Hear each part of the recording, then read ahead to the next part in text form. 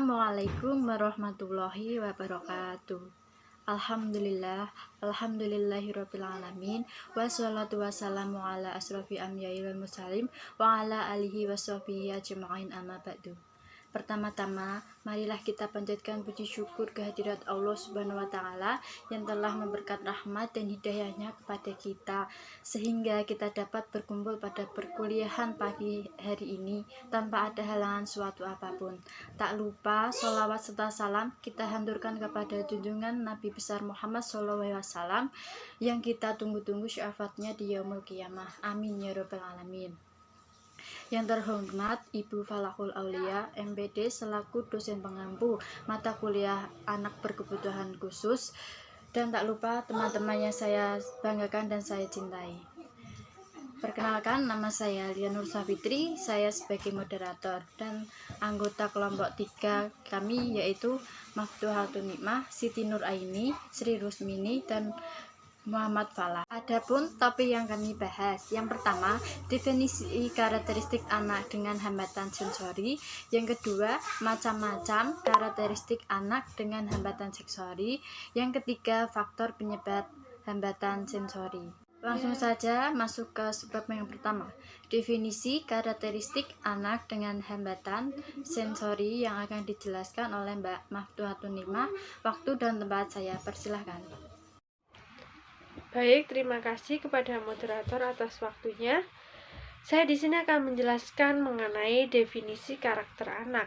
Secara etimologi, karakter berasal dari bahasa Latin, yaitu karakter, yang berarti watak, tabiat, sifat-sifat kejiwaan, budi pekerti, kepribadian, dan akhlak.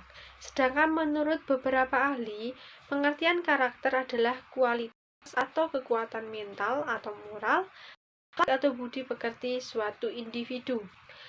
Kemudian menurut peraturan pemerintah nomor 17 tahun 2010, anak dengan kebutuhan khusus dapat diklasifikasikan menjadi beberapa jenis, yaitu ada tunanetra, tunarungu, tunawicara, tunagrahita, anak dengan kesulitan belajar, anak dengan lamban belajar, autis, memiliki gangguan motorik, dan lain-lain.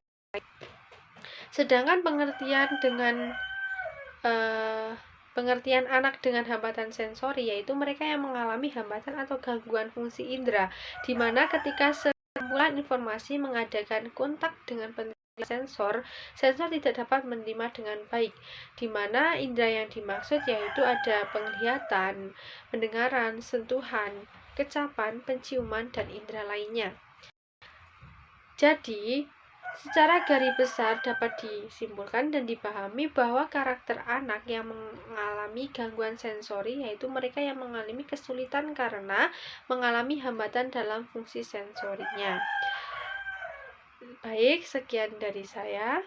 Kurang lebihnya mohon maaf. Waktu saya kembalikan kepada moderator. Sebab yang kedua yaitu macam-macam karakteristik anak dengan hambatan sensori yang akan dijelaskan oleh Mbak Siti Nur Aini. Waktu dan tempat saya persilahkan. Baik, di sini saya akan menjelaskan sedikit tentang karakteristik anak dengan hambatan sensori. Yang pertama yaitu penglihatan. Karakteristik anak yang mengalami gangguan penglihatan akan dilihat dalam beberapa segi. A. Perkembangan motorik. Sejumlah penelitian menunjukkan bahwa anak buta yang normal, baik secara neurologis maupun fisiologis, memperlihatkan keterlambatan awal dalam perkembangan motorik dibandingkan dengan anak yang dapat melihat. B. Faktor bahasa. Menurut Burlingham, perkembangan bicara pada anak buta pada awalnya itu sedikit terlambat, tetapi sekali mereka mampu berbicara, mereka akan berbicara dengan lancar dan mempunyai kosakata yang banyak. C. Kemampuan konseptual. Salah satu konsep yang cukup sulit dipahami oleh anak buta adalah konsep tentang ruang. Meskipun demikian, menurut Brin, konsep ruang dapat diajarkan kepada orang yang buta. D. Kegiatan bermain. Anak dengan gangguan penglihatan umumnya lebih sering melakukan permainan yang tidak membutuhkan interaksi dengan orang lain.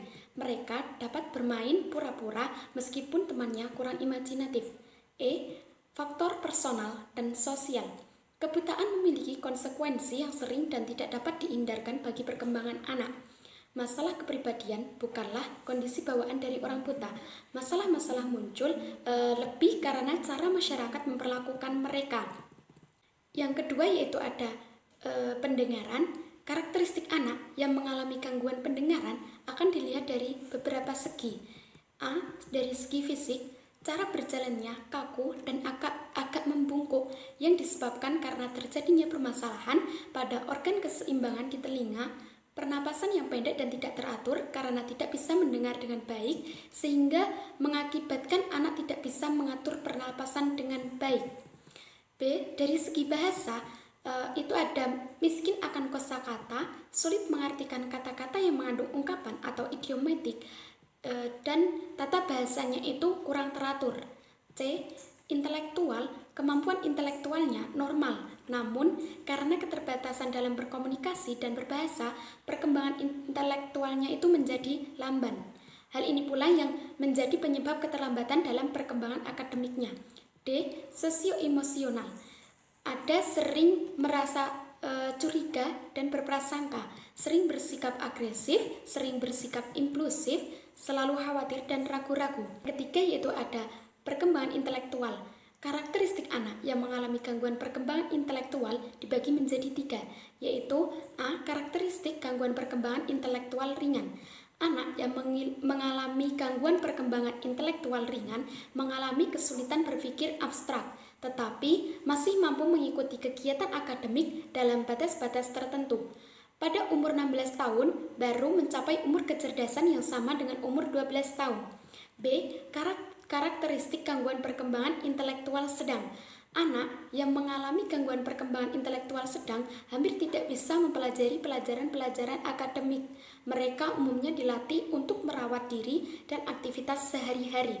Pada umur dewasa, baru mencapai tingkat kecerdasan yang sama dengan anak umur 7 tahun. C. Karakteristik gangguan perkembangan intelektual berat. Anak yang mengalami gangguan perkembangan intelektual berat sepanjang hidupnya selalu tergantung pada pertolongan dan bantuan orang lain. Mereka tidak dapat cakap, kecerdasannya hanya dapat berkembang paling tinggi seperti anak normal yang berusia 3-4 tahun.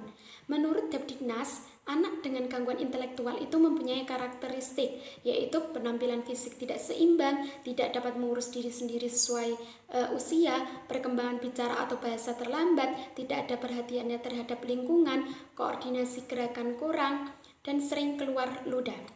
Demikian yang dapat saya sampaikan, kurang lebihnya mohon maaf, saya kembalikan kepada moderator. Terima kasih.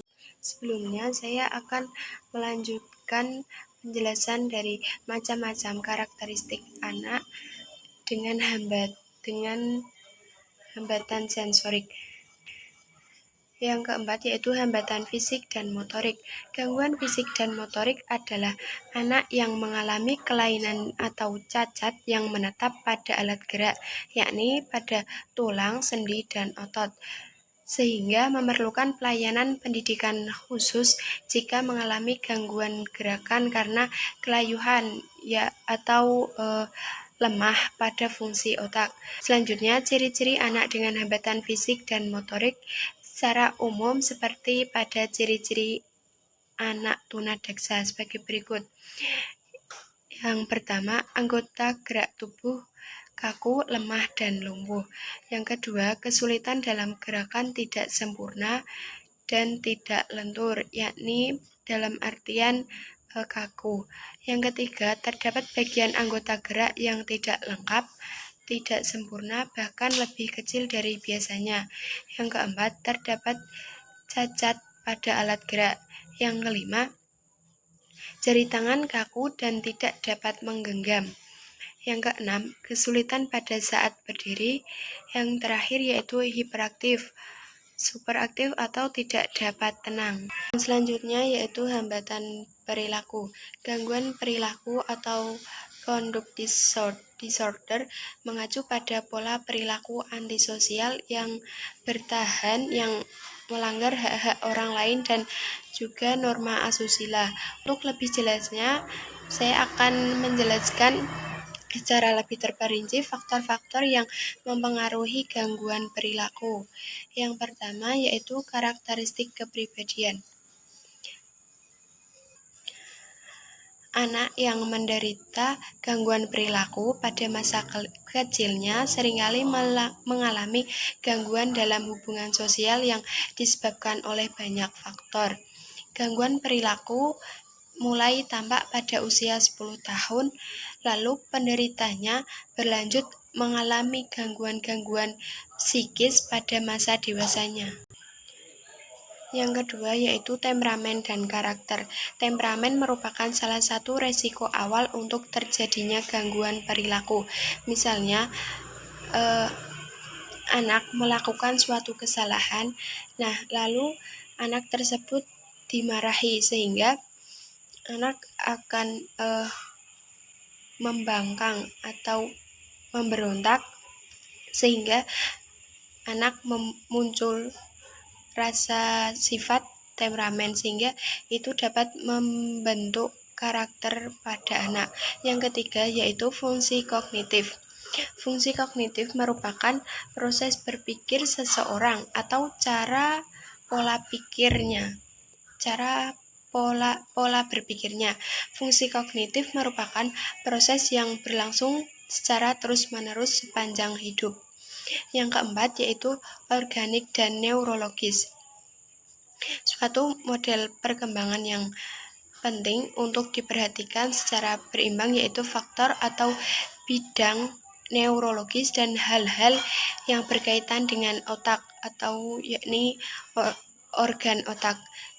Seorang anak yang dapat mengalami gangguan perilaku sebagai akibat fungsi neurologis yang abnormal.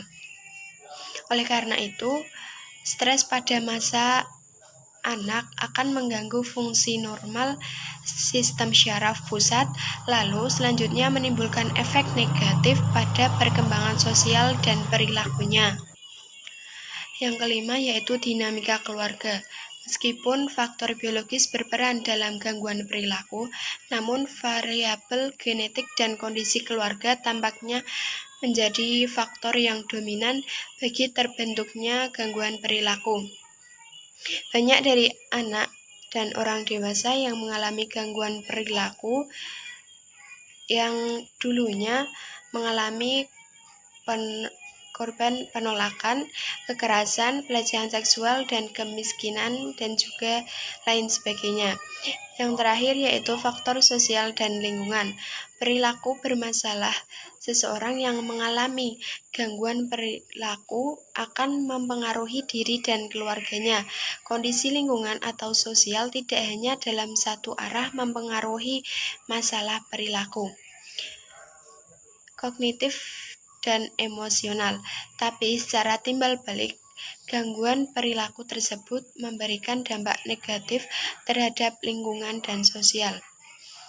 Demikian yang dapat saya sampaikan. Selanjutnya yaitu mengenai faktor penyebab hambatan sensori. Untuk yang pertama yaitu faktor penyebab hambatan sensori yang terjadi pada tunanetra. Yaitu ada beberapa penyebab dan jenis kerusakan penglihatan yang dapat terjadi sejak masa prenatal sebelum anak dilahirkan, proses kelahiran maupun pasca kelahiran. Kerusakan penglihatan jarang terjadi pada usia belasan kecuali ada kegiatan lainnya. Misalnya jatuh, kemudian penglihatannya terluka, kemudian mengalami gangguan penglihatan. Kemudian yang selanjutnya adalah faktor penyebab tunarungu. Ketunarunguan seseorang bisa terjadi sebelum lahir yang disebut dengan prenatal. Ketika lahir disebut dengan natal dan setelah lahir disebut dengan postnatal. Namun di dalam menyampaikan tentang penyebab anak tunarungu tergantung kepada kita dari mana kita memandangnya. Kemudian yang ketiga, faktor penyebab tunagrahita atau intelektual. Menurut penyelidikan para ahli, tunagrahita dapat terjadi antara lain yaitu prenatal sebelum lahir, natal waktu lahir, postnatal sudah lahir. Jadi terdapat beberapa faktor yang terjadi ketika ia belum lahir, ketika ia sudah lahir, ketika ia waktu lahir itu ada faktor penyebabnya masing-masing sehingga anak mengalami gangguan tunagrahita atau gangguan intelektual. Yang keempat, faktor penyebab anak dengan hambatan fisik atau motorik. Ada beberapa macam sebab yang dapat menimbulkan kerusakan pada anak sehingga menjadi tunadaksa atau anak yang memiliki hambatan fisik dan motorik.